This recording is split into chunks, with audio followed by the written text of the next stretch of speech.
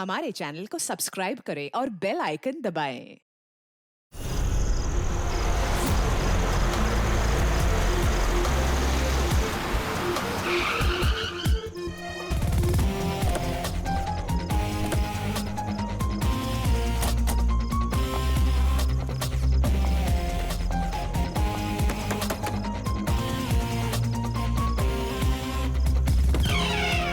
जी कहिए, किससे मिलना है? रोनी साहब को बोलो सीआईडी वाले आए। ठीक है। सोमवार की रात को विवेक का खून हो गया और हमें तुम पे शक है। क्या बकवास कर रहे हैं आप? भला मैं विवेक का खून क्यों करने लगा? अब इस क्यों का जवाब तो तुम्हें ही देना पड़ेगा।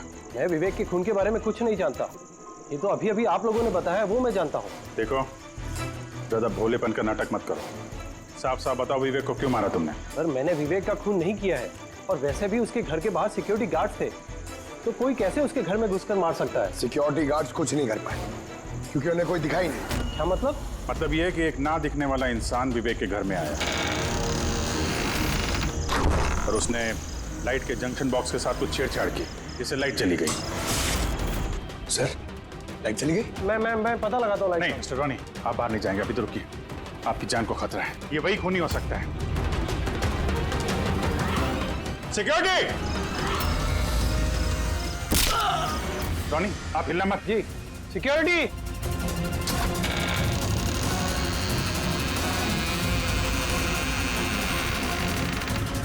कौन है उधर? चल, चल, यहाँ पे? कौन है? कोई था यहाँ पे? कौन है? कोई दिखा? नहीं। रोनी, हिलना मत। सिक्योरिटी, लाइट ऑन करो। सर, मैं भाग जाता हूँ। देखो। Oh no, Pankaj!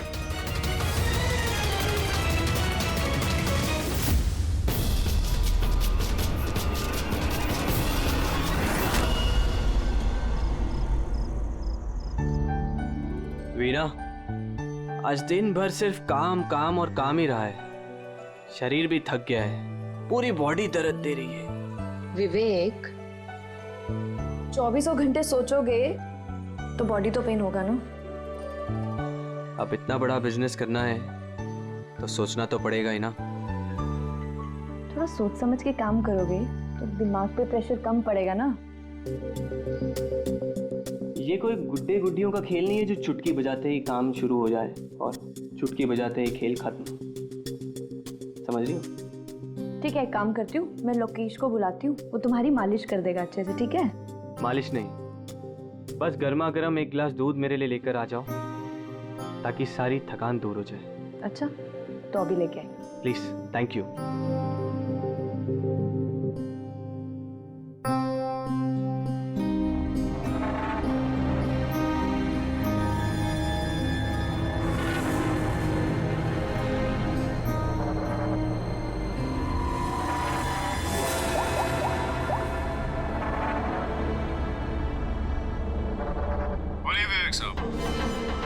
सब ठीक ठाक है?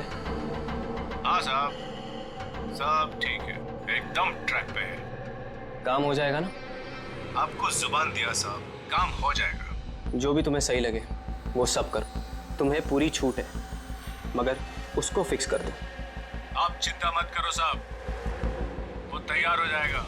उसको तैयार करना मेरे बाएं हाथ का काम है। गुड।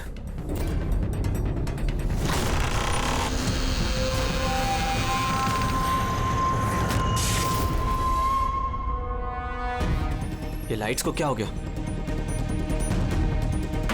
वीना, वीना तुम हो? वीना, तुम बोलती क्यों नहीं? ये लाइट्स कैसे चली गई? लोकेश, वीना, कौन है? कौन है यहाँ पे? वीना, मजाक मत करो। देखो, देखो, मैं अंधेरे से नहीं डरता। विवेक साहब! विवेक साहब! विवेक साहब! लोकेश! वीना! लोकेश, जल्दी आओ, कोई है कमरे में। विवेक साहब! विवेक साहब, दरवाजा खोलिए! विवेक साहब! क्या हुआ साहब?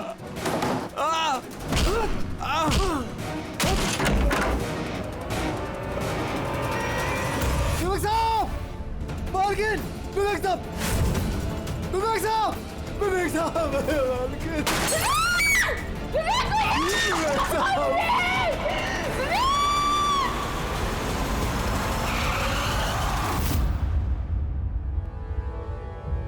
सर लगता है कई बार चाकू से वार किया है। ये देखिए, कटने का और चाकू घोंपने का निशान है। घाव के पैटर्न देख के लगता है कि ये घाव चाकू के नहीं है, किसी और चीज से खून किया गया है। ऐसा क्यों लगता है सर आपको?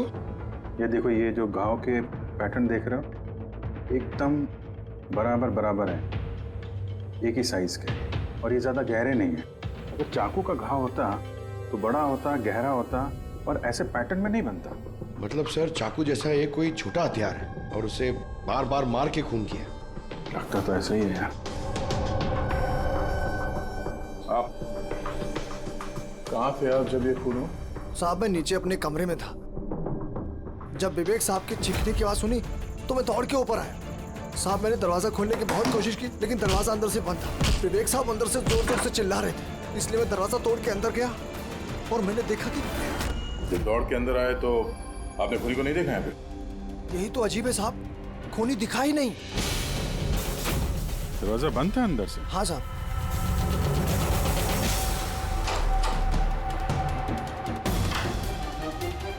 तुम अंदर आए तो यहाँ पे लाइट थी? साहब उस वक्त लाइट नहीं थी। जब मैं दरवाजा खोल के अंदर आया तो लाइट आ गई। कमाल है सर, ये कैसा खूनी है जो लाइट में भी नहीं दिखा? कहीं ये आत्मा? ये भी तो हो सकता है कि जब कमरे में अंधेरा था उसी वक्त खूनी दरवाजे से बाहर गया। साहब ऐसा बिल्कुल नहीं हो सकता। साहब अगर खूनी दरवाजे से अंधेरे में भी गया होता तो मुझे जरूर दिखा होता। मेरी आंखें बिल्कुल ठीक है साहब। कमरे से बाहर जाने का और कोई रास्ता तो दिख नहीं रहा है। वही तो, कमरे से बाहर जाने का एक ही रास्ता है, वो है ये दरवाजा। दरवाजा अंदर से बंद था और लोकेश ने ये दरवाजा खोला, और इसने तो यहाँ पे खूनी को देखा नहीं। कमाल है।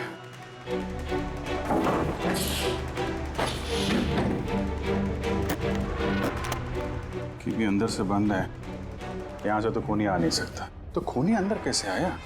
और फिर बाहर जाते हुए किसी को दिखा नहीं। सर मेरी दादी एक भूतिया कहानी सुनाती थी।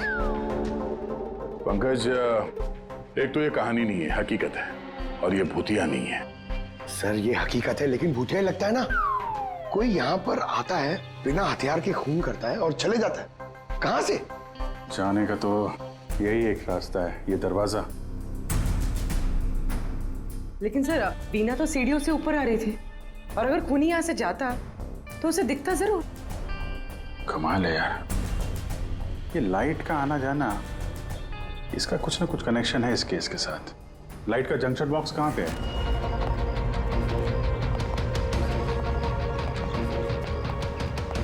सर यही जंक्शन बॉक्स है।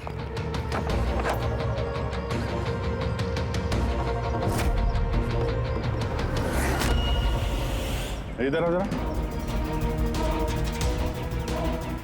कल तुम ही ड्यूटी पे थे?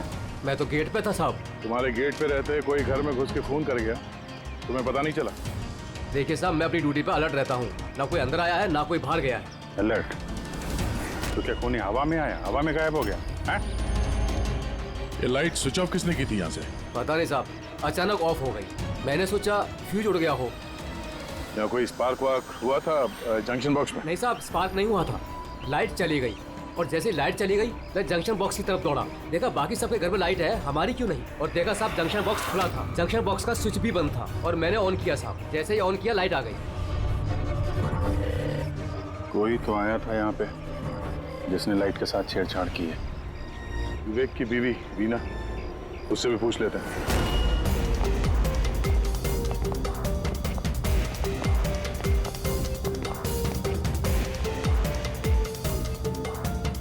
वीना जी, हमें मालूम है ये थोड़ा मुश्किल समय है आपके लिए, पर हम लोग भी थोड़े हैरान हैं कि यहाँ पे सबके रहते हुए विवेक का खून हो जाता है और किसी ने भी खूनी को देखा नहीं। सर इस बात का जवाब मेरे पास भी नहीं है।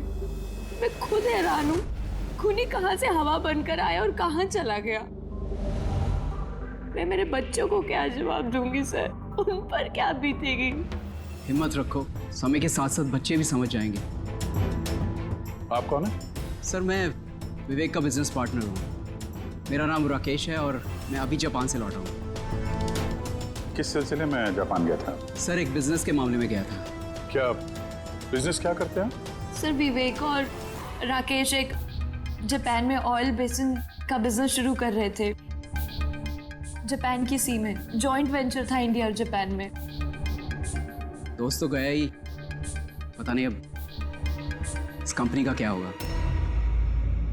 विवेक की किसी से कोई दुश्मनी थी क्या, या आजकल कुछ स्ट्रेस में हो, कोई धमकी भरे फोन, ऐसा कुछ?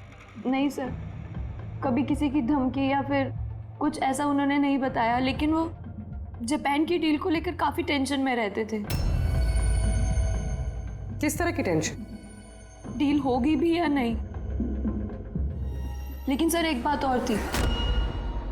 क्या? सर कुछ दिन पहले विवेक एक बहुत अजीब आदमी से मिले थे।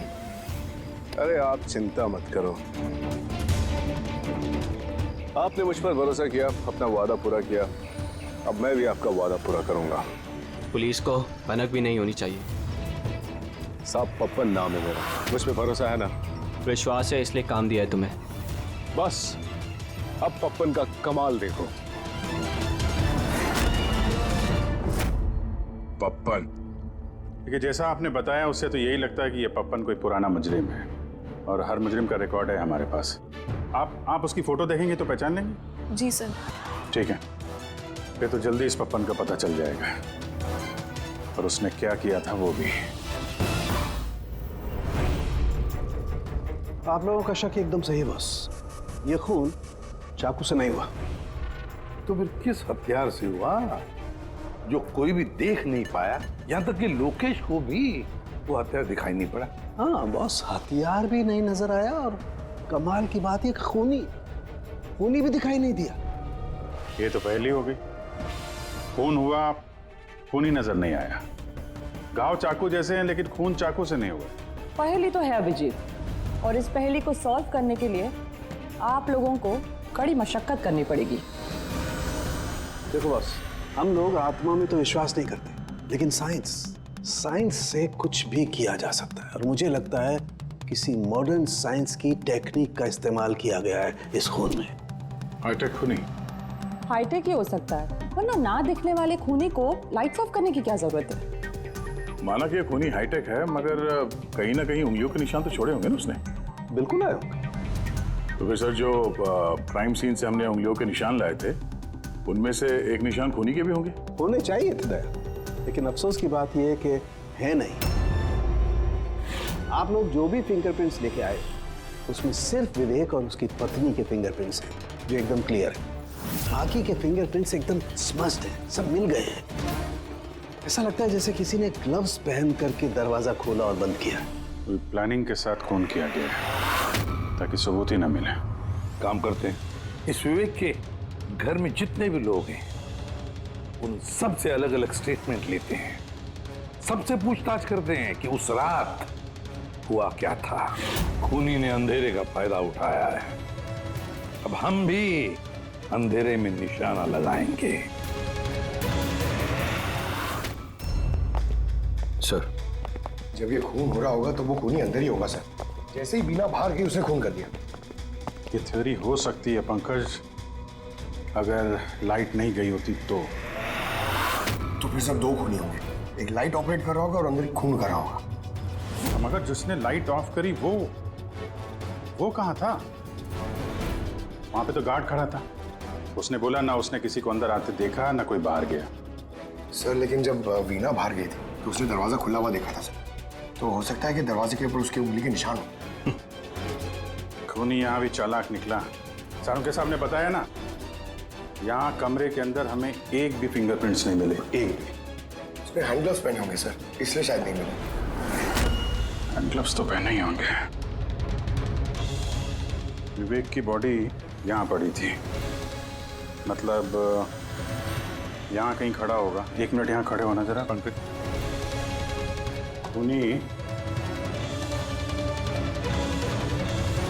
खूनी जब अंदर आया तो दरवाजा खुला हुआ था। जैसे ही लाइट गई खूनी अंदर आया, उसने दरवाजा बंद किया, अंधेरे में उसने विवेक का खून कर दिया। क्योंकि जब लोकेश आया था तो ये दरवाजा अंदर से बंद था। हाँ सर, खूनी अंदर ही होगा सर। करेक्ट। और जैसे ही लोकेश दरवाजा खोल के आया, खूनी चुपके से यहाँ से निकल गया। लेकिन अगर खूनी यहाँ से गया है तो लोकेश तो यहीं कहीं खड़ा था, उसे तो दिखना चाहिए था ना खूनी। लोकेश का कहना है उसने सिर्फ यहाँ पे विवेक की बॉडी देखी थी, खूनी उसे नजर नहीं आया। सर ये लोकेशन है, ये झूठ बोल रहा है सर। लगता तो नहीं है। इंटरोगेशन में अच्छे अच्छे झूठ बोलने वाले ना लड़खड़ाने लगते हैं, उनकी जबान कांपने लगती है। ऐसा लगता नहीं है वो झूठ बोल रहा है। तो फिर कौन है ये आदमी? वीना ने उसे महसूस किया, लोकेश ने उसे महसूस किया, लेकिन देखा नहीं।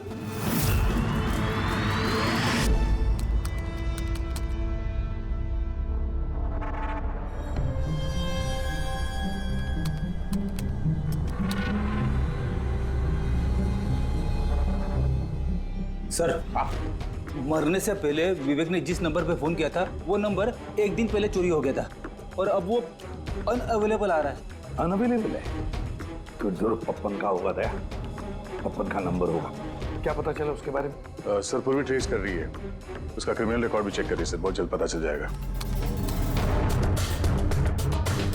यही है, यही है सर। सर ये देखिए सर, हमारे रिकॉर्ड्स में तो कई सारे पप्पन हैं, लेकिन वीना के बताए अनुसार ये वही आदमी जिसकी हमें तलाश है। सर ये वही आदमी है जिसे मैंने विवेक के साथ देखा था। हमारे रिकॉर्ड के हिसाब से तो ये मुजरिम बहुत ही खतरनाक है सर, खूनी है। और अगर विवेक ने इसे पैसे दिए हैं तो जरूर खून किया होगा इसने। और अभी ये बेल पे बाहर है और पुलिस स्टेशन पे हाजिरी देने के लिए जाता है रोज। कौन से पुलिस स्टेशन में जाता है ये हाजिरी देने के लिए?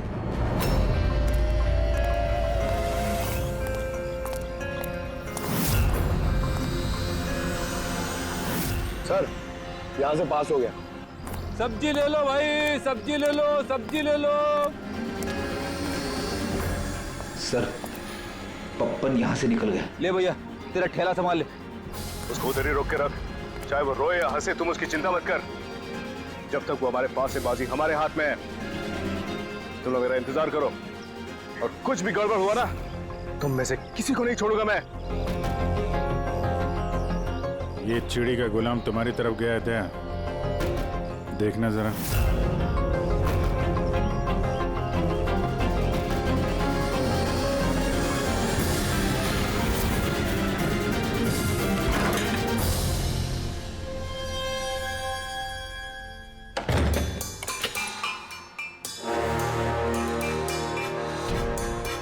कैसा लगा हमारा इनविटेशन भरत साहब? देखो देखो, आप लोग जो कोई भी हो, मुझे और मेरे बेटे को छोड़ दो।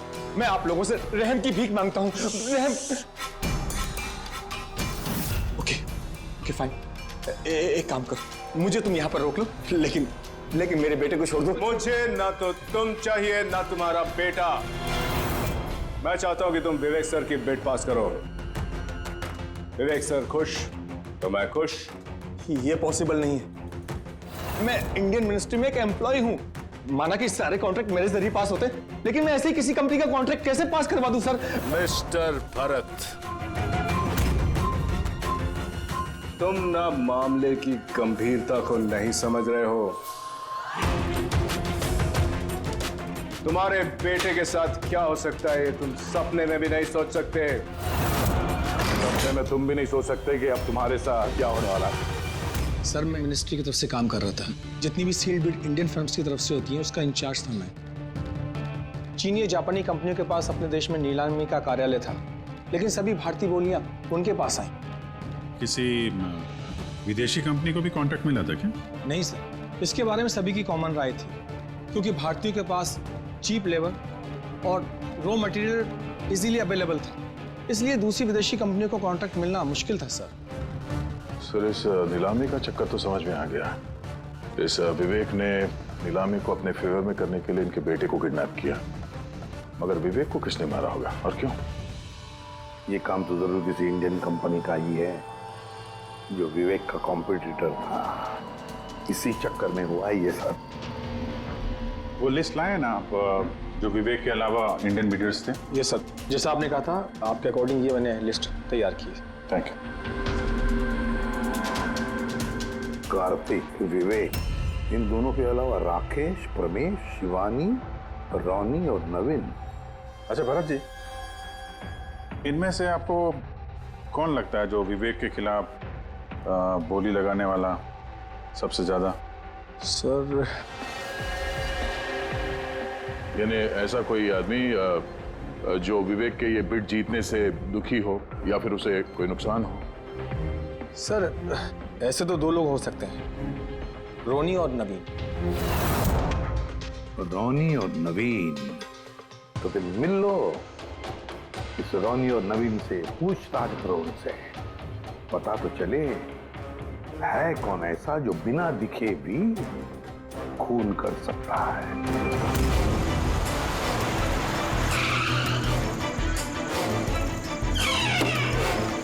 जी कहिए, किससे मिलना है? रोनी साहब को बोलो सीआईडी वाले आए।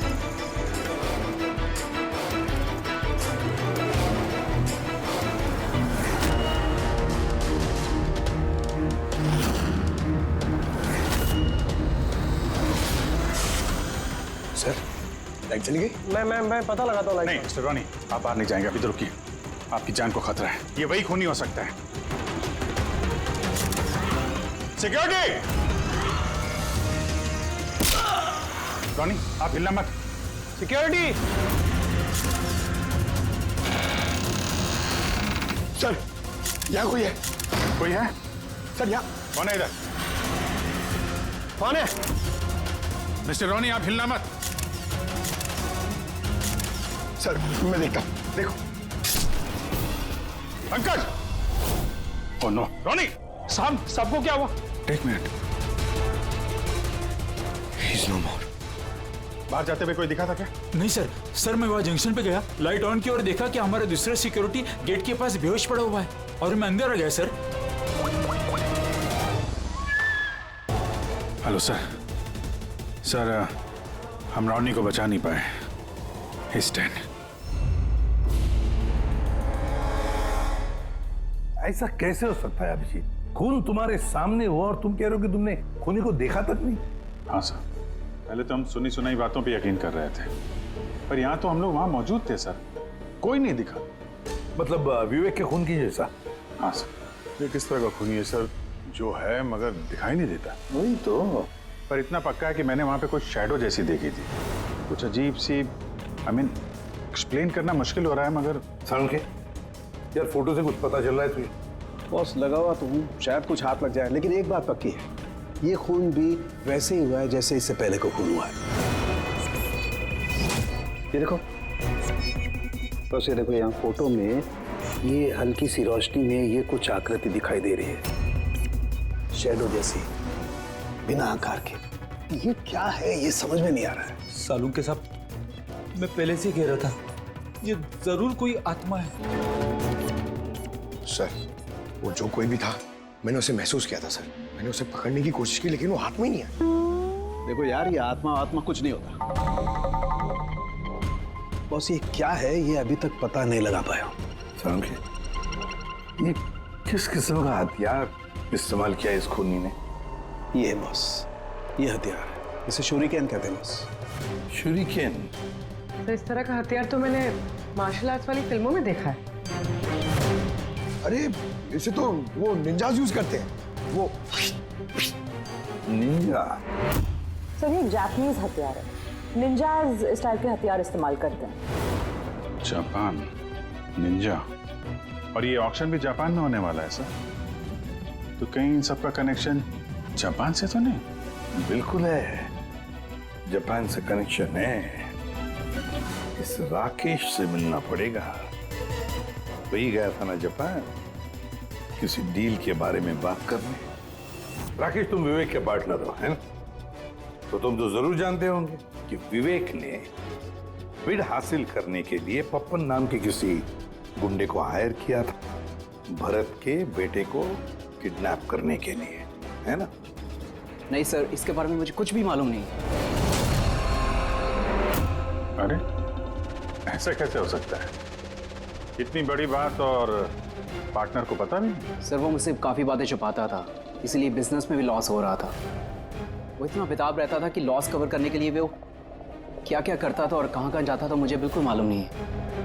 अच्छा, वैसे आप जापान गए थे ना विवेक के खून से पहले? हाँ गया था। क्या करने गए थे आप? ऑयल रिग प्रोजेक्ट का मामला था, इसके लिए मैं जापान गया था, मगर विवेक यहीं से सारे ऑपरेशन हैंडल कर रहा था। ऑयल रिग का प्रोजेक्ट? तो क्या क्या प्रोजेक्ट था, जरा डिटेल में बताओ तो सही। जापान में एक द्वीप है जिसे ऐतिहासिक और पवित्र माना जाता है। वहाँ के लोग ऑयल रिग प्रोजेक्ट को लगाने के लिए मना कर रहे थे।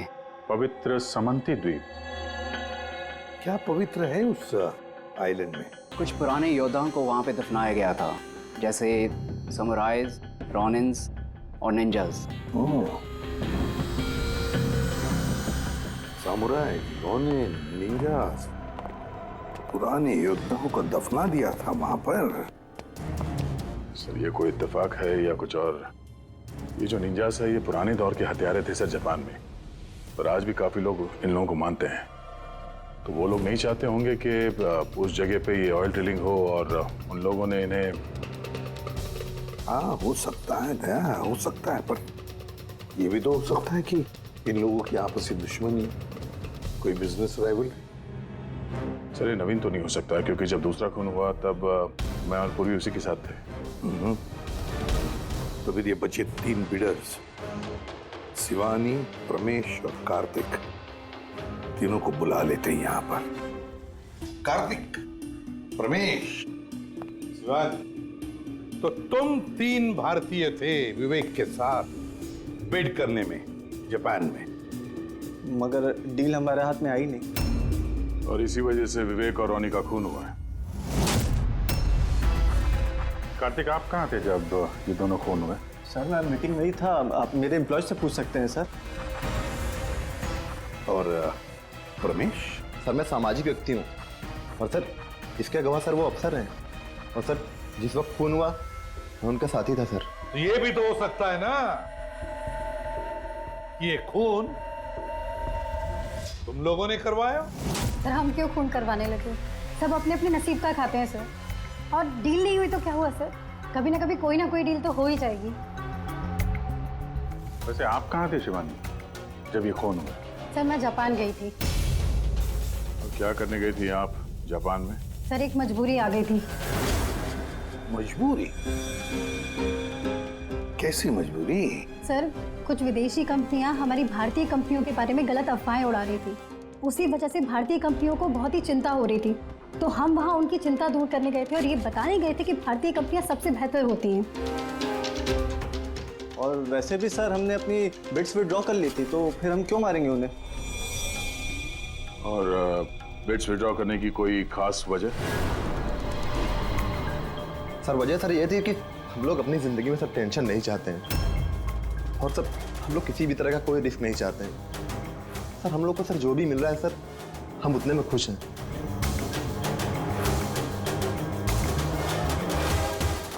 सर अब तो ये नवीन ही बचा, इसने तो बिड भी वापस नहीं लिया। तो कहीं नवीन ने तो नहीं ये सब किया? या फिर ये भी तो हो सकता है कि अगला शिकार नवीन ही हो? नवीन, तुमने बिड क्यों नहीं कैंसिल की जब सारे लोग पीछे हट गए थे? ऐसे कैसे मैं पीछे हट जाता? इस कॉन्ट्रैक्ट को पाने के लिए मैंने कितने महीनों मेहनत की है पता है तुम्हें? मुझे लगा कि अगर ये कॉन्ट्रैक्ट मेरे हाथ में आ गया तो मेरी सारी दुनिया बदल जाएगी। अब तो दुनिया से जाने की ही नौबत आ गई है। तुम समझते क्यों नहीं हो? अगर तुम चले गए तो मेरा क्या होगा? डरने की कोई बात नहीं है, हमें कुछ नहीं होगा। सीआईडी की पूरी टीम हमारे साथ है।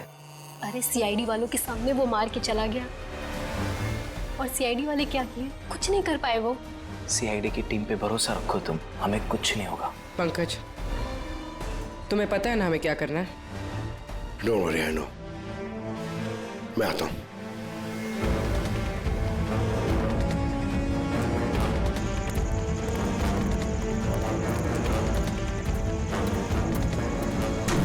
ये है वो जंक्शन बॉक्स जिसकी वजह से सारा पंगा हो रहा है। मैं देखता हूं ये कौन है। ये जगह सही है।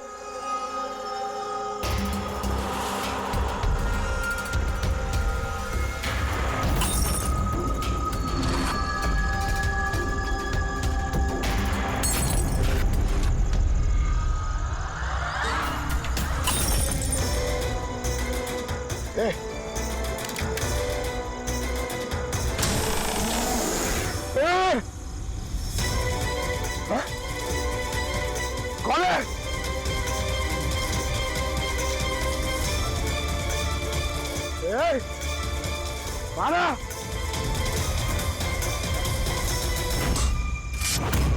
नवीन, ये लाइट को क्या हो गया? अरे कुछ नहीं हुआ। नहीं नहीं, वो आ गया है। कुछ नहीं होगा, कुछ नहीं होगा आपको, प्लीज रिलैक्स हो जाइए।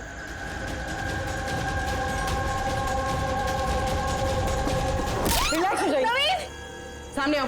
वो तुम्हें मार डालेगा। अरे नहीं। कौन है यहाँ पे?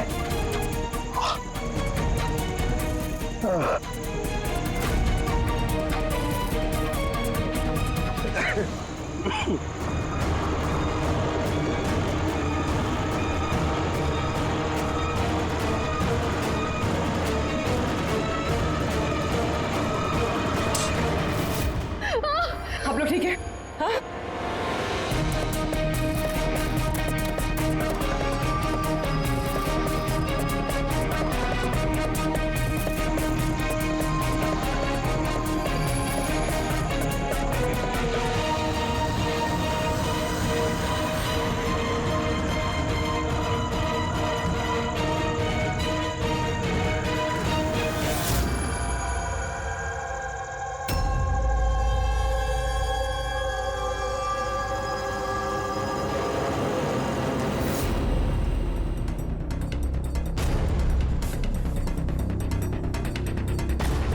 सर मैंने वहां पर 6 गोलियां चलाई थी। उनमें से 5 गोलियां तो मिल गई, मगर एक गोली उस खूनी को जरूर लगी है। एक गोली खूनी को लगी है तो बोलिए, तुम यकीन के साथ कैसे कह सकती हो कि 6 में से एक गोली खूनी को लगी है? क्या वहां पे कोई खून वगैरह गिरा था? नहीं सर, खून तो नहीं था वहां पर, लेकिन गोली लगने की आवाज जरूर आई थी। अगर गोली लगी है तो खून तो निकलेगा ही। घर के अंदर ना सही तो घर के बाहर कहीं मिला? नहीं सर, हमने अच्छे से चेक किया था, वहां पर खून था ही नहीं। हो सकता है सर खूनी ने बुलेट प्रूफ वेस्ट पहन रखी हो। और सर ये भी तो हो सकता है कि ये काला कपड़ा उस बुलेट प्रूफ वेस्ट का टुकड़ा हो। सर के इस काले कपड़े के टुकड़े से कुछ पता चल रहा है तुझे? नहीं बॉस, इस कपड़े पर से भी खून के ट्रेसेस तो नहीं मिले। खून के अलावा कुछ मिला तुझे? हाँ, ये कपड़ा इतना काला है कि विश्वास नहीं होता है। इस पर से कोई भी रिफ्लेक्शन हो ही नहीं सकता है। रिफ्लेक्शन नहीं हो सकता? मतलब ये फ्रेडी कि जब आप किसी भी चीज पर लाइट डालते हैं तो वो लाइट थोड़ी सी रिफ्लेक्ट होके आपकी आंखों में आती है। इसी से पता चलता है कि वो क्या चीज है, उसका कलर क्या है, ये सब कुछ। लेकिन इस कपड़े पर अगर आप लाइट डालेंगे तो रिफ्लेक्ट होगी ही नहीं। इस कपड़े पे लाइट मारेंगे तो ये कपड़ा दिखेगा नहीं ना। मैं दिखाता हूं, ये देखो, ये यहां पर ये लाइट है। अब हम इसे ट्रैवल करते हैं इस कपड़े पर और ये देखो लाइट गायब। माय गॉड, मतलब इस कपड़े ने सारी की सारी लाइट एब्जॉर्ब कर ली। और ये देखो, कपड़े से बाहर आए तो फिर से लाइट दिखाई देना शुरू हो गई। अजीब कपड़ा है, पूरी लाइट एब्जॉर्ब कर लेता है। पता ही नहीं चल रहा था कपड़ा है कि नहीं। इंसान के नवीन की जान को खतरा है, जो भी है जल्दी बता दे। बॉस, मैं जानता हूं कि ये क्या है और खून कैसे हुआ है।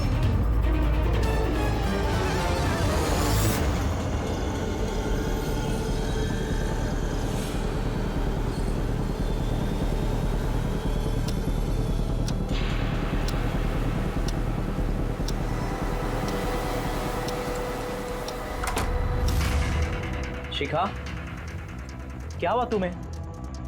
क्यों इतनी परेशान लग रही हो? हमें कुछ नहीं होगा, रिलैक्स हो जाओ। कैसे रिलैक्स हो जाओ? तुम्हें कुछ हो गया तो? अरे शिखा, मैंने बोला हमें कुछ नहीं होगा। नवीन, ये लाइट कैसे चली गई? अरे नवीन, वो आ गया है। कोई नहीं वो आया। तुम्हें मार डालेगा।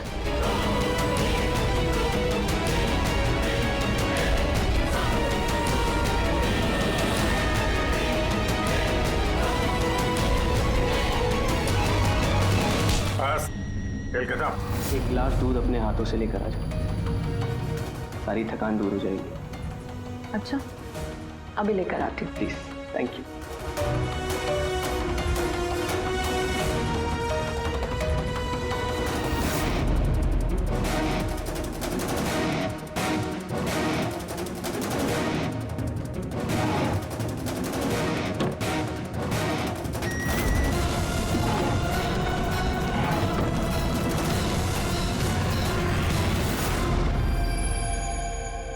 मैंने सोचा नहीं था कि कोई मुझे भी पकड़ सकेगा।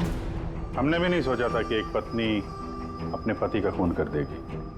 अपराधी चाहे जितना दिमाग लगाकर अपराध को अंजाम दे, कहीं ना कहीं उससे कोई ना कोई गलती हो ही जाती है। मैंने तो कोई गलती नहीं करी, फिर भी आप लोगों ने मुझे पकड़ लिया। नहीं, गलती हुई तुमसे। ये कपड़ा पहन के तुमने बहुत अकलमंदी दिखाई थी, लेकिन इस कपड़े का टुकड़ा हमें खिड़की में से मिल गया। और खिड़की पे फंसा हुआ वो कपड़ा हमारे लिए सबूत बन गया, और उसी कपड़े की वजह से तुम हमारे पकड़ में आ गई। ये कैसा कपड़ा है सर? मैंने इसके बारे में पहले सिर्फ सुना था बॉस। मुझे पता नहीं था कि इसका इस्तेमाल किया जा सकता है, वो भी इस तरीके से।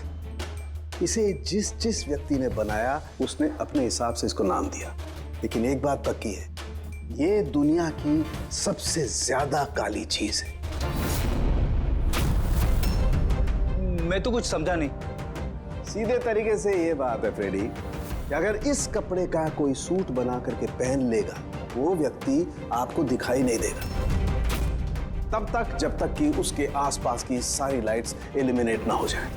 वो दिखाई नहीं देगा। अगर दिखाई देगा तो सिर्फ एक आकृति दिखाई देगी, एक छाया, वो भी बिना किसी रूप के। ये एक 3D से 2D में बदल जाने की प्रक्रिया है। अरे सर, कोई तो लाइट होगी जिससे ये दिखे। ऐसी कोई लाइट नहीं है, ना इंफ्रारेड लाइट, ना यूवी लाइट, ना ही लाइट स्पेक्ट्रम। अब ये नवीन से कहो कि वो बिड विड्रॉ ना करे और ये इंफॉर्मेशन सब में फैला दो। सर, इस बात के फैलते ही उस पर फिर से हमला हो सकता है। यही तो हम चाहते हैं पूर्वी, यही तो हम चाहते हैं। ये ब्लैक फैब्रिक लाइट को एब्जॉर्ब कर लेता है, लेकिन हीट को एब्जॉर्ब नहीं करता। हीट को तो रिफ्लेक्ट करेगा ही। हम खूनी को पकड़ेंगे थर्मल विजन से।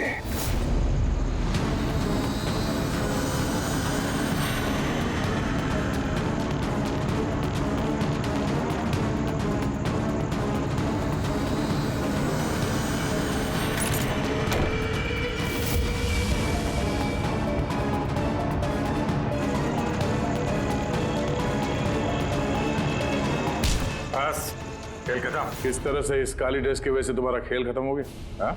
अब जल्दी से बताओ, अपने पति का खून क्यों किया तुमने? नफरत थी मुझे उससे। उसकी बीवी कहलाते हुए भी मुझे शर्म आती थी। क्यों? ऐसा क्या करता था वो कि तुम्हें इतनी नफरत थी? ये जो बिजनेस था मेरे पापा ने उसे दिया था। इतना बड़ा एम्पायर खड़ा करके दिया उसे, और वो उसे मिट्टी में मिलाने की कोशिश कर रहा था। गुंडों के बदौलत कॉन्ट्रैक्ट लेता था। तुम्हारा मतलब है कि वो खुद अपना बिजनेस खराब कर रहा था? कर नहीं रहा था, कर दिया था। मेरी फैमिली बैंक करप्सी की गिनती में थी। बिजनेस खराब चल रहा था तो उससे बातचीत करती, उसे समझाती, उसे जान से मार दिया। मैंने उसे बहुत समझाने की कोशिश की थी, पर वो नहीं समझा, और मजबूरन मुझे ये कदम उठाना पड़ा। मुझे मेरे बच्चों के बारे में सोचना था, उन्हें तो मैं भूखा नहीं मार सकती। तो इसलिए सारा बिजनेस तुमने अपने हाथ में ले लिया? हाँ, मैंने जापान की एक कंपनी को अप्रोच किया था छिपकर। छोटे छोटे कॉन्ट्रैक्ट और पैसों के बदले मैंने तय किया कि भारतीय कंपनी कॉन्ट्रैक्ट पर कोई बोली ना लगा सके, और इसीलिए मैंने सभी बोली लगाने वालों को मारने का प्लान किया। और उन्हें मारने के लिए ऐसे हथियार का इस्तेमाल किया जो निंजास इस्तेमाल करते हैं? हाँ? हाँ। क्या मिला ये सब करके? जेल। जिन बच्चों के लिए तुमने गुनाह का रास्ता अपनाया, अब वो बेचारे अनाथ हो जाएंगे।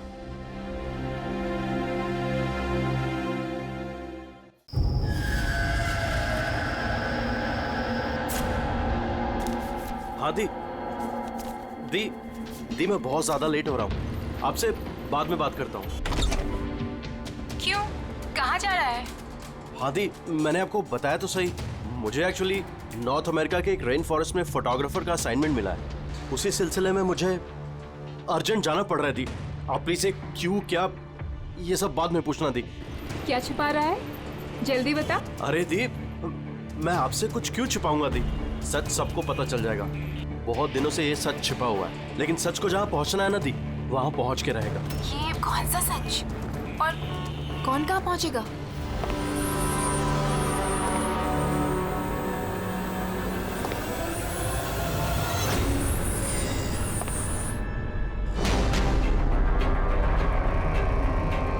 मायादी, मेरे पास बिल्कुल टाइम नहीं है। एक्चुअली मुझे लग रहा है कोई है यहाँ पे। बहुत कुछ हुआ है दी, बहुत कुछ हुआ है, लेकिन मैंने वही किया जो मुझे सही लगा। केतन, साफ साफ बात कर, क्या हुआ है?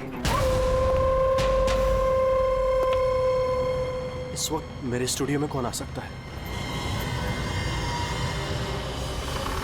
दरवाजा खोल। दीप, कोई दरवाजा खोल रहा है। दीप, केतन, जल्दी खोल वरना। कौन है? हेलो, क्या हुआ? खुलता है कि नहीं?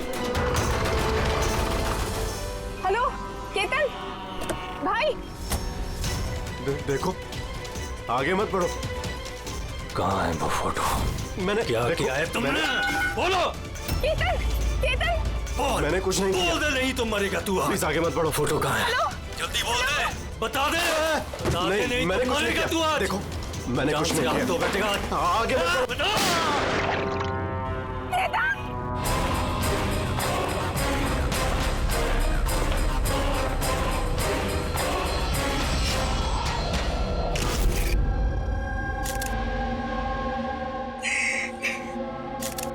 आप प्लीज बैठिए। संभल।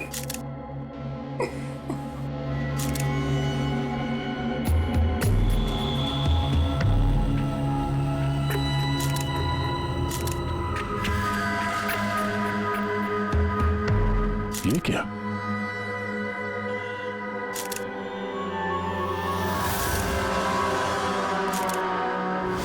ये किसी के जूतों से आया लगता है। सर वो केतन के जूते साफ थे, स्टूडियो के फ्लोर पे भी ऐसे निशान कहीं नहीं है। जो स्क्रीपर दे।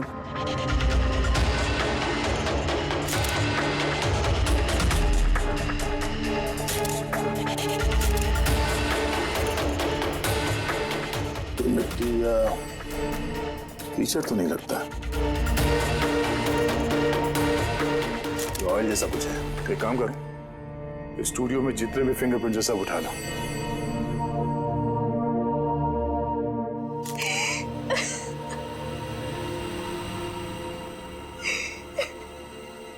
आज जी हम जानते हैं कि ये समय ठीक नहीं है पूछताछ करने के लिए, पर फिर भी आपको परेशान कर रहे हैं। जरा ठीक से याद करके बताइए, आपने ये पूरा हादसा फोन पे सुना था, तो केतन और उस दूसरे आदमी के बीच में क्या बात हुई थी?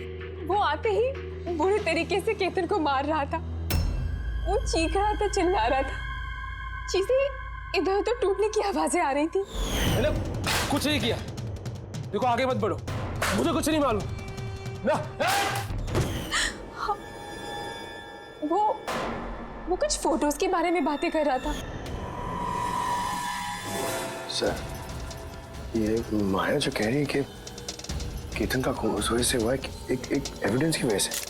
एविडेंस क्या वो फोटोग्राफ था? सर, केतन ने किसी कपल की इंफॉर्मेशन लिख के रखी है सर। ये देखिए, कोई मनन और शामली है, जूहू से। सर ये देखिए, कैलेंडर पर 14 अप्रैल 2018 ये डेट मार्क की है, द एनिवर्सरी। अरे ये तो आज की डेट है। इसका मतलब है आज के दिन कुछ होने वाला था जिसके बारे में केतन जानता था। उसका मोबाइल फोन चेक करो, देखो आखिरी बार किससे बात हुई थी उसकी।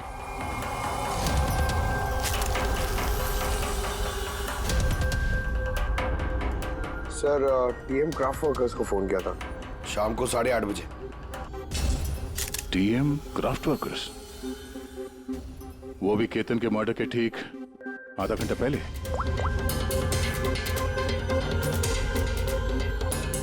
Hello, TM craft workers? जी बोलिए। हाँ, केतन ने आपको फोन किया था। किस लिए फोन किया था? आप कौन? मैं उसका दोस्त बोल रहा हूँ। हाँ, उनका फोन तो आया था। ये पूछने के लिए फोन किया था कि उनका गिफ्ट टाइम से डिलीवर किया कि नहीं। गिफ्ट? कौन सा गिफ्ट? एक फोटो फ्रेम था मनन और शामली के लिए। उनकी 25th वेडिंग एनिवर्सरी थी, तो उनको फोटो फ्रेम बना के डिलीवरी करना था। मनन और शामली, उनका घर का एड्रेस मिल सकता है? अर्जेंट है।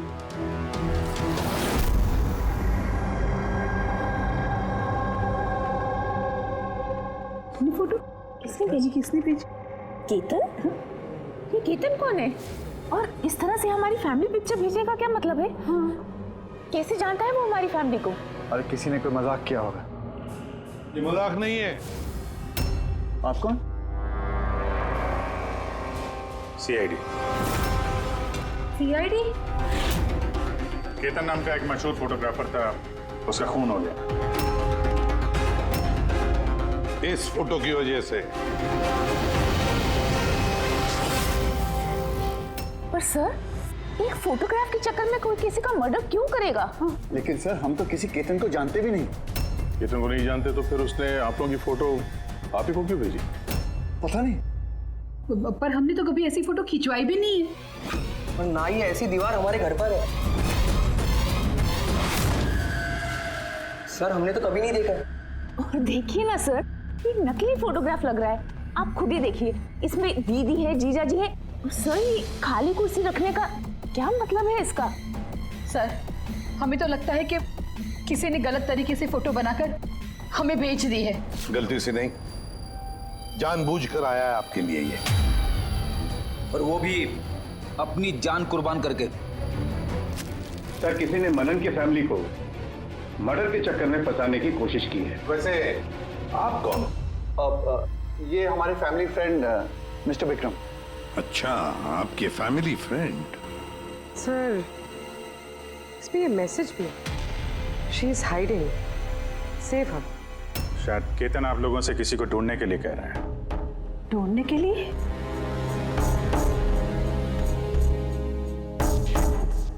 सर, ये फोटो तो मेरी बेटी रिया जैसी लग रही है। सर, पता नहीं किसका हाथ पकड़ कर खड़ी है। देखो ना, ये हमारी बेटी जैसी ही लग रही है। नहीं, ये रिया नहीं है। ये रिया नहीं है। ये येलो कलर की ड्रेस मेरी रिया नहीं पहनी थी जब वो गायब हुई। लगता है केतन रिया को ढूंढने के लिए कह रहा है। ये रिया है, देखो ना। ये रिया नहीं है। एक मिनट, कब से गायब है आपकी बेटी रिया? 12 साल। 12 साल? सर, ये 12 साल के बाद कोई किसी की इंफॉर्मेशन क्यों देगा? रिया, 12 साल से रिया गायब है।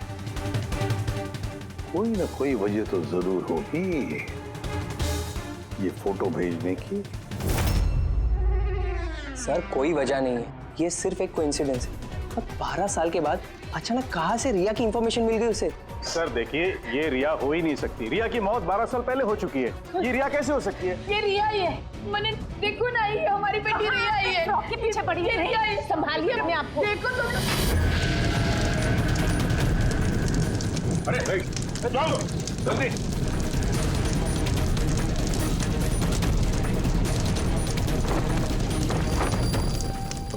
सर, ये फोटो तो जल गया, अब क्या करें? कोई बात नहीं, दूसरा मिल जाएगा। तो भी काम करो, टीएम क्राफ्ट वर्क्स में जाके इसका दूसरा फोटो बनवा लो।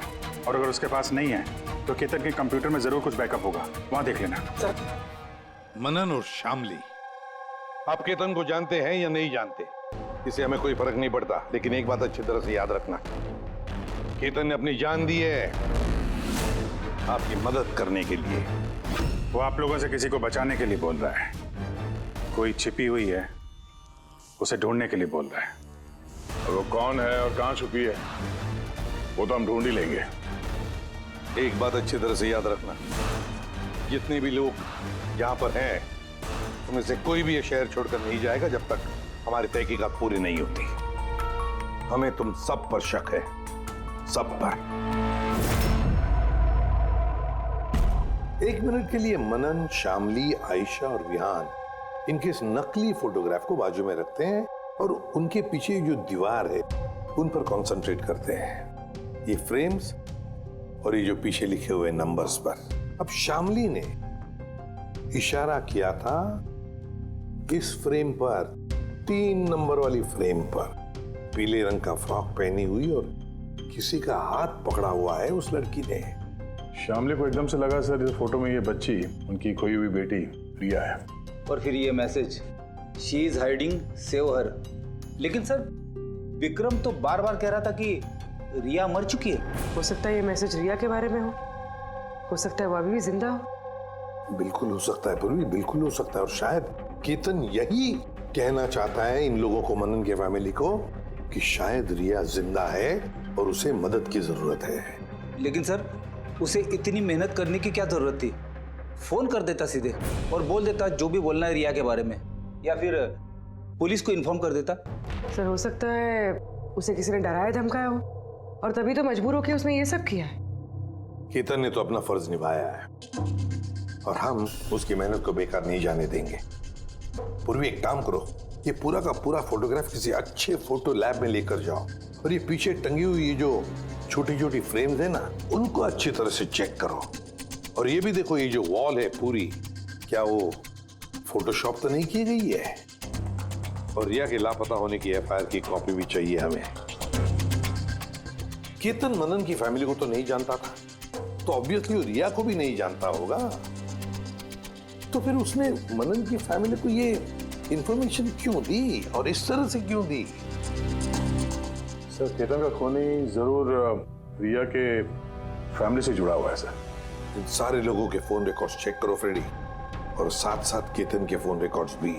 और एक बात, मनन की फैमिली पर कड़ी नजर रखो और साथ साथ उनका जो दोस्त है ना विक्रम, उस पर भी देखो ये लोग कहां कहां जाते हैं, किस किस से मिलते हैं, क्या क्या करते हैं। एक एक बात पर कड़ी नजर रखो, एक एक बात की खबर रखो। इस केतन के साथ जितने भी लोग काम करते थे ना, उनसे मिलना पड़ेगा। आप दोनों तो केतन को बहुत अच्छी तरह से जानते थे, तो कभी उसने आप लोगों को बताया किसी छोटी सी बच्ची के बारे में, जू के एक फैमिली के बारे में, उनके फैमिली पोर्ट्रेट के बारे में? जी नहीं सर, मुझे तो अब तक उसने कभी कुछ नहीं बताया। अच्छा, केतन सिर्फ आपके लिए काम करता था या और भी कुछ करता था किसी और के लिए भी? केतन मेरे लिए फैशन फोटोग्राफी करता था, साथ ही साथ बड़े बड़े फैशन हाउसेस के लिए एक्सक्लूसिव कैटलॉग शूट करता था। माया, आप केतन की बहन है तो आपको तो पता हो गया वो किस किस से मिलता था। सर केतन बहुत ही रिजर्व रहता था, बस अपने काम में ही मग्न, और उसके दोस्त भी गिने चुने ही थे। और सर हाल ही में केतन को एक इंटरनेशनल एग्जीबिशन के लिए असाइनमेंट मिला था, जिसके लिए वो मुंबई की गलियों में घूमकर स्ट्रीट फोटोग्राफी शूट किया करता था। वो फोटोग्राफ देख सकते हैं हम लोग? जी सर।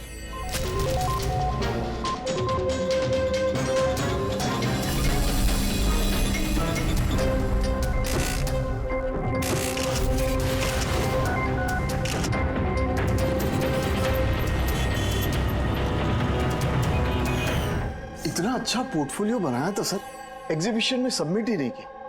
बहुत परेशान हो गया था वो।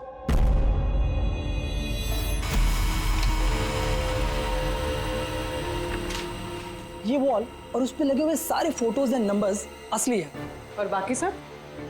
जिसने भी ये बनाया है उसने सिर्फ इस वॉल के ऊपर फैमिली वालों की फोटोज डाल दी है, इस खाली कुर्सी के साथ, ताकि ऐसा लगे कि फैमिली वालों ने इस वॉल के आगे बैठकर फोटो खिंचवाई। हाँ, लेकिन ये दीवार तो पक्का असली है। काफी एक्सपर्ट इंटीरियर डिजाइनिंग का काम लगता है। मैग्नेटिक वॉल है ये, आजकल बहुत कम जगहों पे देखने को मिलती है।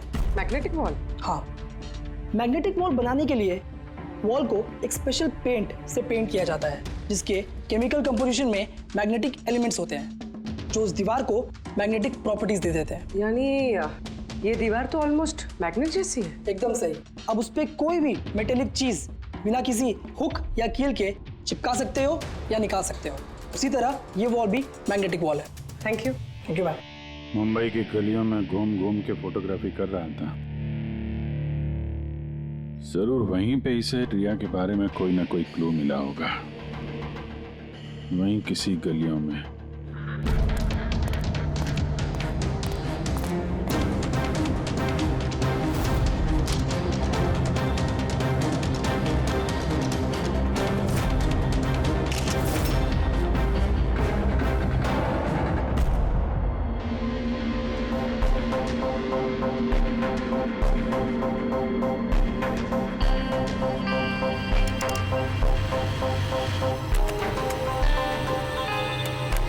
ये बात है।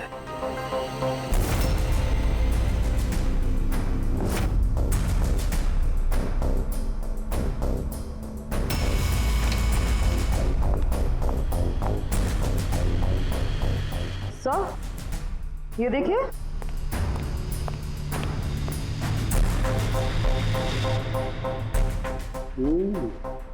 Good job Tarika. Thank you. Full form के क्या मिला? बॉस, एक खास चीज मिली है। दया, तुम्हें याद है तुमने मुझे कुछ चिकना सा पदार्थ ला करके दिया था जो तुम्हें क्राइम स्पॉट पे से मिला था, याद है? सर ये वहाँ क्राइम सीन पर मिला। ये मिट्टी या डामर तो नहीं लगता, शायद कोई ऑयल या ग्रीस हो सकता है। तुम बिल्कुल सही सोच रहे थे दया, वो ग्रीस ही है। बॉस, मुझे उस पदार्थ में ग्रीस के ट्रेसेस मिले और ये ग्रीस इतनी पुरानी है कि अब तो अपना केमिकल कंपोजिशन भी बदलने लगी। एक मिनट साहब की पुराने मतलब कितने पुराने हैं? मतलब बॉस, जिस जगह से ये ग्रीस के धब्बे मिले हैं वो जगह काफी पहले बंद हो चुकी होगी। और सर, केतन के नाक के फ्लूइड्स में से मुझे ये एक्रिलिक, नायलॉन, पॉलिएस्टर, पॉलीप्रोपिलीन, इन सब चीज़ों की ट्रेसेस मिले और उसके लंग्स में भी ये सारी सेम चीज़ें मिली हैं, fabric fibres. Nylon, polyester, olefin, acrylic, ये सब सारी चीजें तो फैब्रिक से जुड़ी हुई हैं। ये तो एक फोटोग्राफर था, इसका क्या संबंध इन सारी चीजों से? हाँ सर, जिस जगह पे ये रहता है इसके घर के आसपास कोई फैक्ट्री वगैरह भी नहीं है, तो फिर एक कपड़े के रेशे इसके लंग्स में कैसे घुस गए? हो सकता है ऐसी जगह पे आता जाता हूँ। हाँ बॉस, कोई फैक्ट्री, कारखाना, मिल, और बार बार जाता होगा सर, तभी ये पॉसिबल है। बार बार जाता होगा केतन ऐसी जगह पे, पर क्यों, किस लिए? सर, श्यामली डिप्रेशन में चली गई है, वो घर से बाहर ही नहीं निकलती। और विक्रम और विहान मिलते रहते हैं, पता नहीं उन दोनों के बीच क्या बहस होती रहती है। और ये विहान वकीलों से जाके मिल रहा है। वकीलों से? हाँ सर, और आयशा अपनी किसी फ्रेंड्स के घर जाती रहती है, लेकिन उसकी जो ये फ्रेंड है उम्र में काफ़ी बड़ी है, मुझे नहीं लगता कि उसका इस केस से कोई ताल्लुक है। और ये जो मनन है ना, केतन के बारे में पता लगाने की काफ़ी कोशिश कर रहा है। अच्छा, अभी फ्रेडी वो जो फोन कॉल के रिकॉर्ड जो ट्रैक किए थे, क्या पता चला? कुछ नहीं पता चला सर, उनके जो रजिस्टर्ड मोबाइल नंबर है उसमें कुछ नहीं है। फोटोग्राफ्स का प्रिंट निकाल ली? हाँ सर। सर, जैसे कि मैंने फोन पे बताया था, वो दीवार असली है सर। Magnetic wall? हाँ सर। सर, केतन ने ये सारी फोटोज उस वॉल पे लगाकर वो फोटो ली है और फिर उस पर वो फैमिली वाली फोटो फोटोशॉप कर दी। सर, इस वॉल का पता लगाने में ज्यादा टाइम नहीं लगेगा, इंटीरियर डिजाइनर का काम है, और ये वॉल पे मेटालिक डिजिट्स लगे हुए हैं। बस तो फिर ये सारे फोटोग्राफ्स आर्किटेक्ट्स और डिजाइनर्स के ऑफिसेज में भेज दो, पता चल जाएगा किसने ये मैग्नेटिक वॉल बनवा लिया था।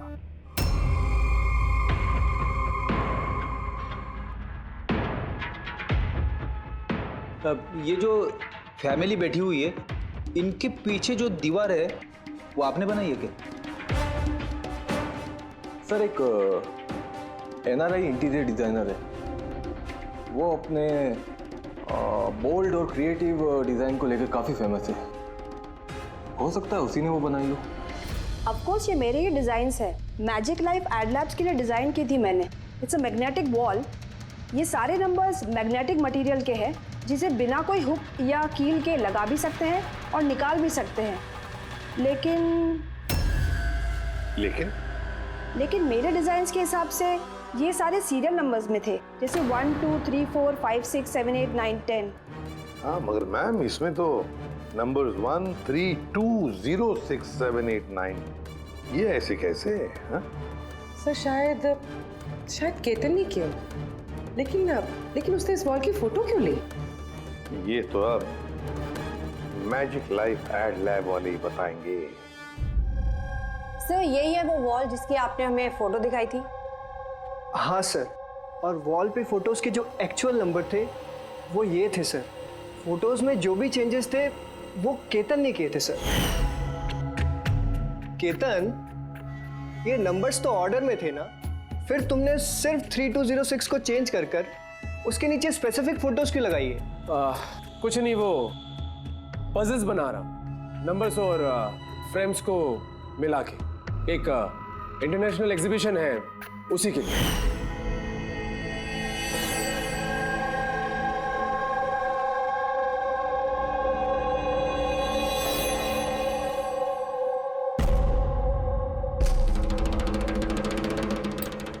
आप लोगों ने केतन को परमिशन कैसे दी है सब करने के लिए?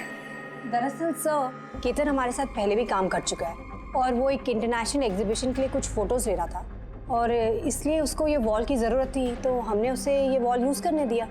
यस सर, एंड कुछ पजल की बात कर रहा था, कुछ समझ में नहीं आ रहा था सर। पजल है?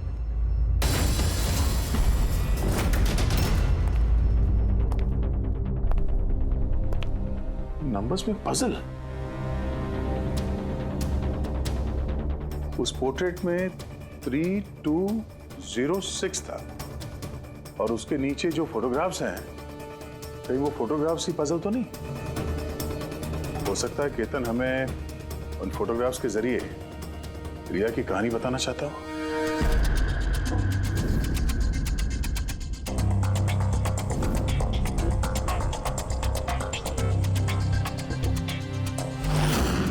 रिया गायब कब हो गई थी? कब गायब हो गई थी? रिया की मिसिंग की एफआईआर है ना? हाँ सर। सर उसका इस केस से क्या कनेक्शन? वो केस तो सर बहुत साल पहले बंद हो चुका है, पता नहीं क्यों गया। ऐसे लगता है कि रिया की इस एफआईआर से शायद हमारी केस सॉल्व करने में कुछ मिल जाए। FIR 8221 Mumbai IPS. एफआईआर का डेट देखो दया, ये देखो 3206। ये तो 2006, मतलब ये डेट है? बिल्कुल सही, 3206, 3 फरवरी 2006। दीदी हौसला रखिए। पता नहीं मेरी बेटी किस हाल में होगी। आप लोग मजाक तो नहीं कर रहे? आप वाकई में मेरी बेटी को ढूंढेंगे? वो एक्चुअली जिंदा है क्या? आपकी बेटी जिंदा है, ये सुनकर आपको खुश होना चाहिए, और आप हमसे ऐसे बात कर रहे हैं? डैड, मेरी बहन रिया जिंदा है। सर कहाँ है वो? देखिए, हम बहुत नजदीक हैं रिया का पता लगाने के, इसलिए आप लोगों को जो कुछ भी पता है हमें बताइए। आखिरी बार आप लोगों ने उसे कब देखा था, क्या हुआ था उसके साथ, और एग्जैक्टली गायब हुई कैसे वो? लेकिन सर इन 4 फोटोज का क्या मतलब है? केतन जरूर हमें रिया के बारे में कुछ बताने की कोशिश कर रहा था। देखो ना फोटोग्राफ्स को, ये 3 नंबर का फोटो देखो, इसमें एक छोटी बच्ची रो रही है, किसी बड़े आदमी का हाथ पकड़ के जा रही है। फोटो नंबर 2 में रिया थोड़ी बड़ी हो चुकी है, ऐसे जाली के पीछे जैसे उसे किसी ने उस जाली के अंदर कैद करके रखा है। ये तीसरा फोटो, इसमें भी ऐसे लग रहा है कि इसे बंदी बना कर रखा गया है। और सर इस आखिरी फोटो में कोई उसे गले लगा रहा है और पीठ पे खंजर मारने जा रहा है। सर ऐसा लगता है कि केतन इन फोटोग्राफ के जरिए रिया की कहानी बता रहा है। एग्जैक्टली। देखो, रिया बचपन में किडनैप हो जाती है, फिर वो बंदी बनाई जाती है, और फिर जब वो 18 साल की हो गई तो उसे इन जंजीरों में जकड़ के रखा था। और फिर उसे कोई मिल गया जिसने उसे मारने का प्लान बनाया। कोई ऐसा जिस पर रिया विश्वास करती है? मतलब सर केतन ने जानबूझ के मॉडल्स की ऐसे फोटो बनाई है ताकि सच को सामने लाया जा सके, इसलिए उसने केतन को रास्ते से हटा दिया। रिया बाकी बच्चों की तरह नॉर्मल नहीं थी। उसका दिमाग उसकी उम्र के बच्चों के कंपैरिजन में बहुत ही कमजोर था, इसीलिए उसे लगातार दवाइयों की जरूरत पड़ती थी। अगर वो दवाइयां नहीं लेती थी तो उसका दिमाग कंट्रोल में नहीं रहता था। वो कुछ भी कर सकती थी, वो अपने आप को चोट पहुंचा सकती है, वो अपने आप को मार भी सकती है। तो ये रिया गायब कहाँ से हुई? हमने उसे स्पेशल बच्चों की स्कूल में डाला था, वहीं से वो गायब हुई है। तो फिर उसके बाद आप लोगों को कोई फोन आया पैसों के लिए या किसी और चीज के लिए? नहीं, कुछ नहीं। हाँ, पर बाद में हमें पता चला कि हॉस्पिटल में से उसकी मेडिकल फाइल गायब हो गई थी। फाइल गायब हो?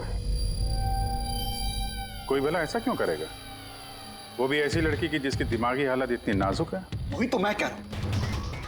अरे जिसकी दिमागी हालत इतनी नाजुक हो, वो लड़की 12 साल कैसे जिंदा रह सकती है? अरे मुसीबत थी वो। कैसे कह सकते हैं आप ये? शर्म आनी चाहिए आपको। बेटी है वो आपकी।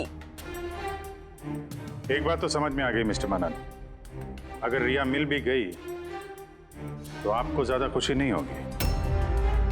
लेकिन हम उन्हें ढूंढ के रहेंगे किसी भी तरह।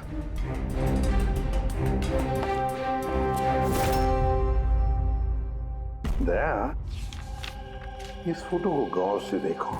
देखो रिया बड़ी हो गई है, 18 साल की हो गई है, लेकिन उसके पैरों में जंजीर जकड़े हैं। सर ये पीछे ये खिड़की कारपेट दिख रहा है पीछे। याद है तारिका ने क्या बताया था? केतन के नाक के फ्लूइड्स में से मुझे ये एक्रिलिक, नायलॉन, पॉलिएस्टर, पॉलीप्रोपिलीन, इन सब चीजों की ट्रेसेस मिले। ये सारी चीजें फैब्रिक से जुड़ी हुई है, कारपेट से।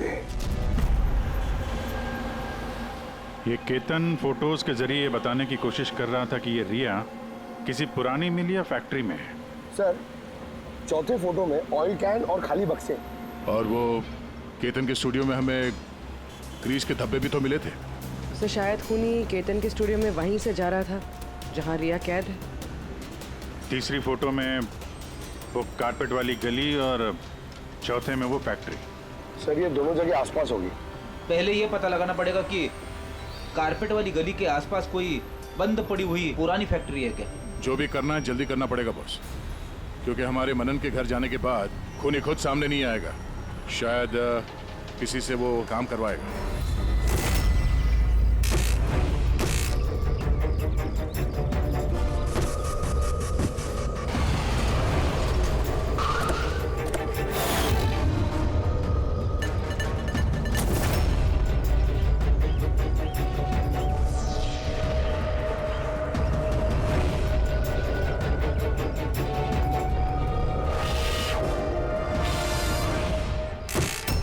हाँ, इन्होंने ही हमें पैसे दिए थे हमारी फोटो खिंचाने के।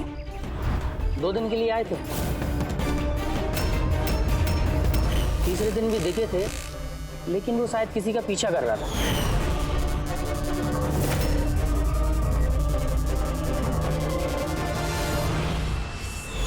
किसका पीछा कर रहा था? वो तो सर ध्यान नहीं दिया हमने। वो गया किधर पीछा करते हुए? इस तरफ गया।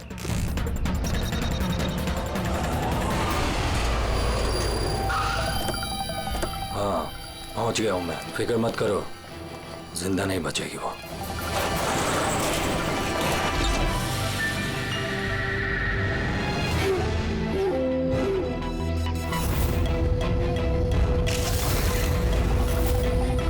बंद कर इसको।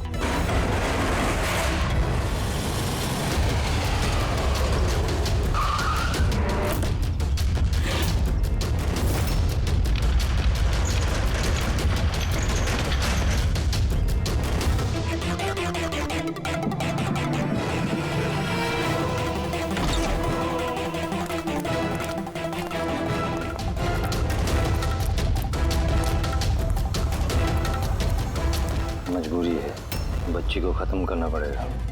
बच्ची की बॉडी को ठिकाने लगाने के बाद इस सारी जगह को आग से खत्म कर दो, ताकि किसी के हाथ में कोई सबूत ना जाए। यहाँ पे तो कुछ मिला नहीं, चलो दूसरी जगह देखते हैं।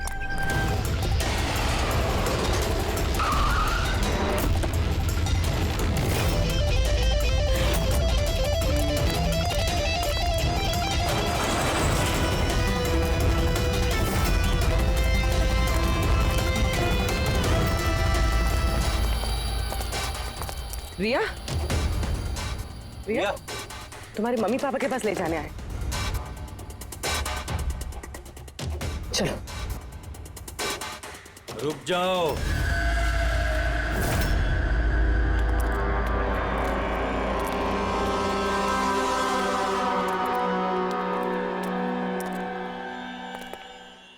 रिया बेटा, आजा आजा बेटा, आजा आजा आजा आजा आजा आजा आजा रिया रिया रिया, आजा आजा आजा। रिया बेटा, ये अंकल के साथ जाएगी। ये बच्ची तुम लोगों के साथ नहीं जाएगी, कोशिश करके देख लो। ये ठीक कह रहा फ्रेडी। ये लड़की हम लोगों को अपना दुश्मन समझ रही है और इसे अपना दोस्त, क्योंकि ये इन लोगों को रोज देखती है।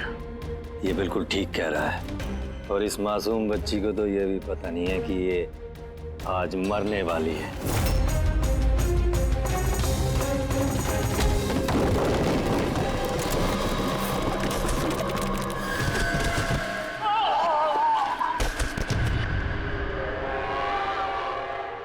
कौन हो तुम लोग? किसने भेजा तुम्हें? ये तुम्हें कभी पता नहीं चलेगा।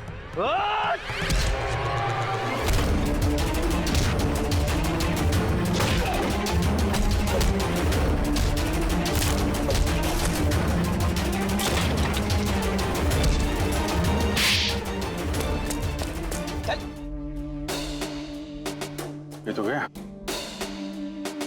किसने भेजा तुम लोगों को? हैं? सर साहब, मुझे कुछ नहीं मालूम साहब, सब कुछ इसी को मालूम है। जिसको पता था वो तो मर गया। अब कैसे पता चलेगा सर किसने भेजा था इन्हें? रिया तो बेचारी इतनी डरी हुई है, कुछ बोल भी नहीं सकती। रिया बोल नहीं सकती, मगर पहचान तो सकती है। मतलब रिया ने इस खूनी को पहचाना। क्यों? क्योंकि उसे हर रोज मिलती थी, उसे हमेशा देखती थी, उसे लगता था कि ये उसका अपना कोई है और इसीलिए उसके साथ जाने के लिए राजी होगी। तो फिर रिया उसे भी पहचान लेगी जिसने 12 सालों से इसको यहाँ पे कैद करके रखा है, जो उससे हर रोज बात करता है और जिसने इसे मारने के लिए इन लोगों को यहाँ पे भेजा था। अब रिया बताएगी कि असली गुनहगार कौन है। रिया, जाओ रिया। अच्छा मेरी बच्ची, आ बेटा।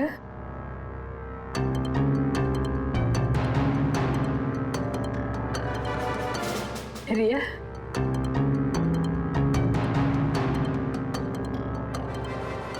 आजा मेरी बच्ची, अपनी माँ के पास आजा बेटा। आ बेटा, आ बेटा, आजा आजा मेरी बच्ची, आजा बेटा। रिया,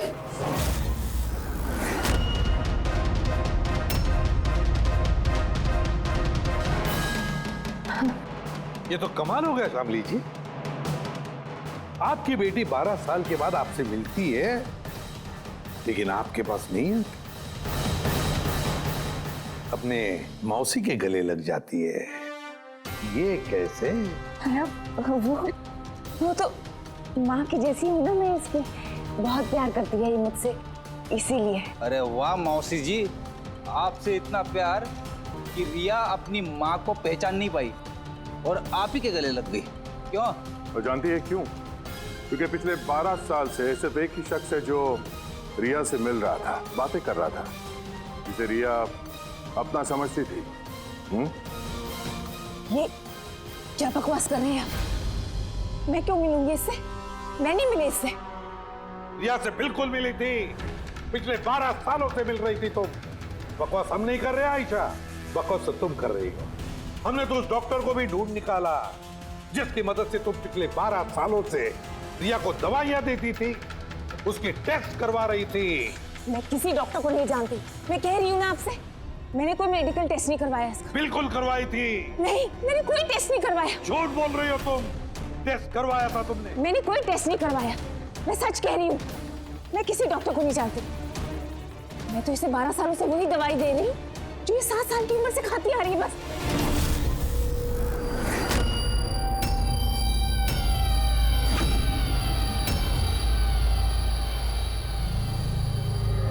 फंस गई ना? हाँ? इस आदमी को आपने भेजा था रिया को मारने के लिए।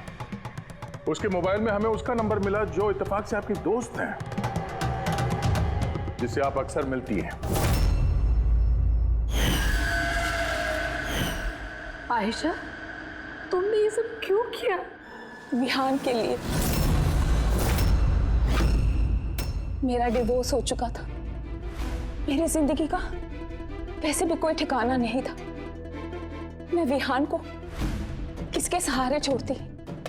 मुझे ऐसा लगा कि ये पूरी प्रॉपर्टी, पैसा, ये सब मेरे बेटे को मिलना चाहिए, रिया को नहीं। रिया तो वैसे भी दिमागी मरीज है। तुमने अपने बेटे के भविष्य को संवारने के लिए अपनी बहन की बेटी की जिंदगी को अंधेरे में धकेल दिया। हा? रिया के गायब होने के बाद मनन और शामली ने तुम्हारे बेटे विहान को गोद ले लिया। यही प्लान था ना तुम्हारा? तुम इतनी गिर गई कि तुमने एक छोटी सी बच्ची को मारने की कोशिश की। मैं उसे मारना नहीं चाहती थी, माँ हूं मैं भी। मेरा यकीन मानिए, मैं रिया को चोट नहीं पहुंचाना चाहती थी। बहुत कोशिश की मैंने उसे संभालने की, लेकिन संभाल नहीं पाई और इसीलिए तुमने रिया को मारने का प्लान बनाया। ये केतन कहाँ से बीच में आया और उसे रिया के बारे में कैसे पता चला? केतन के साथ मेरा अफेयर चल रहा था। भले उम्र में वो मुझसे छोटा था, पर मैं उसकी मदद करती थी। काफी बार मैंने उसे पैसे दिए उसके काम के लिए। सिर्फ बॉयफ्रेंड था, उसने तो तुमसे दिलो जान से प्यार किया। क्या वही उसका कसूर था? तो तुम्हारा बॉयफ्रेंड था तो तुमने उसे मारा क्यों? वो उस कारपेट वाली गली में एक दिन फोटोशूट कर रहा था। बाई चांस उसने मुझे देख लिया और मेरा पीछा करते करते वो रिया तक पहुंच गया। मैंने उसे बहुत डराया, बहुत धमकाया, यहां तक कहा कि मैं उसका करियर बर्बाद कर दूंगी। लेकिन नहीं, शायद उसमें इंसानियत जाग रही थी, इसलिए मुझे उसे मरवाना ही पड़ा। वाह, बहुत खूब। कैसी माँ हो तुम?